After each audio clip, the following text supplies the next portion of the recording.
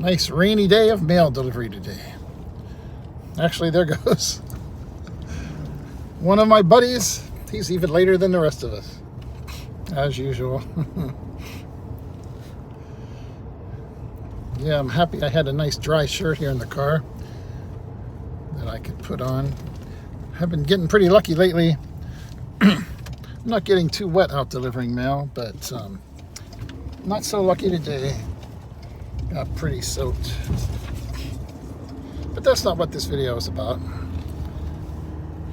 I was just thinking about how much you need to be careful of people who are always trying to sell you something, you know?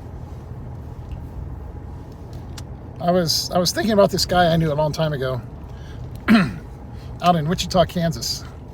And he was, I guess he was a Green Beret in Vietnam. You know, at least he had the pictures with the uniform and everything. And he had this, I met him through a bunch of guys that I knew. These young guys that I was working with a little bit. I was working with one of them somewhere. I can't even remember where now. And started hanging out with him a little. And some of his friends, you know, they were into martial arts and stuff. But this guy, he had this thing, had his own little cult, basically. They did martial arts.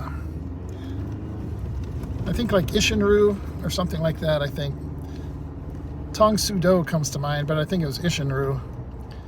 But supposedly, I think he was like claimed to be like a double grandmaster in like 2 different arts, so maybe it was both of those. And he taught these kids martial arts, but they called themselves Christian Bushido, the way of the Christian warrior. And it was a cult, you know. I went and hung out with them one day, one of their little meetings. And basically, it was like he was their father, you know, all these kids.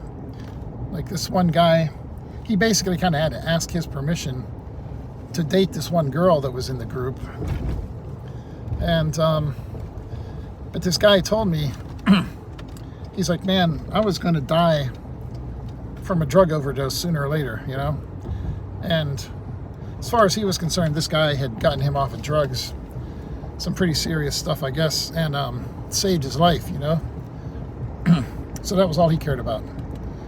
But he had this other thing going. I forget what they were selling now or what they were doing. It was some kind of a pyramid scheme. And anytime you met this guy and started talking to him, you know, somehow you ended up, eventually, it came back to this little scheme he had where getting all these people involved in this stuff and trying to sell stuff. And he told me one time, you know, he's like, we can just, you know, he had a little talk with me about it. He's like, you know, we can like just get through this and then, you know, you can decide if you're interested in getting involved or not. And after that, we'll just like focus on the friendship part of things, you know. But I'll just let you know what's going on with it. And so that was cool. But the people like that, I don't know why I started thinking about him the other day and all those guys. Actually, I don't know if any of you guys ever saw a thing called the perfect push-up.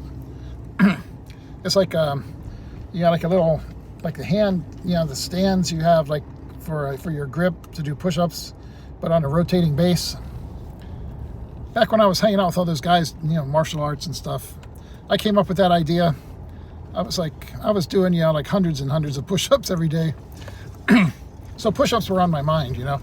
And I thought, man, that would be kind of like a nice gimmicky thing to sell in the back of martial arts magazines and stuff. You know, you could like strengthen your reverse punch while you're doing your push-ups. And I never did anything about it. Talked to a lot of people about it, including that guy. He's like, yeah, that's a really good idea. I've often, you know, I'm sure there are other people besides me who came up with the same idea, but I sometimes wonder if any of those people like him that I talked to through the years were involved in that thing coming out. Because like 15 years later, you know, instead of me patenting it or doing anything like that, I just talked about it once in a while to people and thought about it. Never did anything with it. But he's the kind of guy, I can see him taking off with somebody else's idea and doing something with it. Like I said, though, more than one person, I'm sure, thought, wow, you can put a rotating stand on your, rotating base on your little push-up stand, But I see guys like this, these Philippine expats sometimes. And that's mainly, my area of focus. My channels about the Philippines, but the Philippines and more, as I say these days. But you see some of these guys over there, they've always got some scheme going on, And a lot of them are not shy about trying to get other people involved with it, But it actually goes deeper than just somebody trying to sell you a physical object or like an investment vehicle or something like that. They can, oftentimes they're trying to sell you a persona or a story. Excuse me, I need to take a drink since I'm like losing my voice.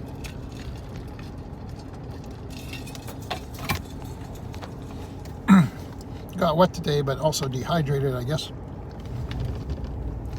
A lot of these guys, they're trying to sell you a persona to try and persuade you to think about them in a certain way. And that's just the way some people are. There's just like the salesman runs deep in them, They're always either trying to find some kind of an angle to make money off of something or someone, or they're trying to get you hooked into something and tell you that you can make money, whatever little scheme they have going, and they can be your guru or whatever and help you get in on it. But you really need to be careful about that, especially if you move to the Philippines with the idea of retiring and just chilling out and relaxing. You need to be careful what you do with your disposable income, what little of it you have left, if you're over there on a fixed budget and stuff, a certain limited amount of savings perhaps for emergencies.